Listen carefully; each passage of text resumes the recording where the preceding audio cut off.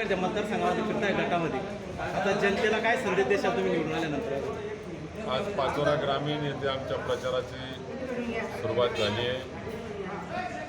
जवळपास 11-12 गावं करून आम्ही आता शिंदाळमध्ये पोहोचलेलो आहे. सकाळी 9 वाजेपासून सुरू झालेला प्रचार अजून बंद झालेला नाही, म्हणजे एक जेवणाचा ब्रेक घेतला आणि आता पुन्हा सुरू आहे.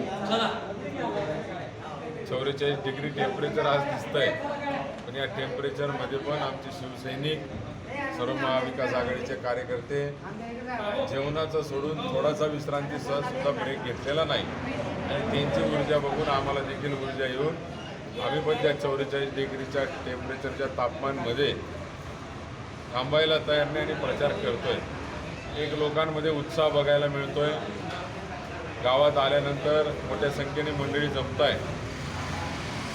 या सरकारवरचा जो रोष आहे, या सरकारची जी मुस्कटदाबी होती, हिला आवाज तुमच्या माध्यमातून आम्हाला आता आवाज आमचा बाहेर निघेल असं लोकांचं म्हणणं आहे. आणि लोक जे या जुमलेबाजीला कंटाळले, खोट्या आश्वासनांना कंटाळले, त्याचा राग व्यक्त करण्याची दाट शक्यता या निवडणुकीत लोकांची दिसते आणि मला वाटतं परिवर्तन नक्कीच आपल्या मतदारसंघात घडल्याशिवाय राहणार.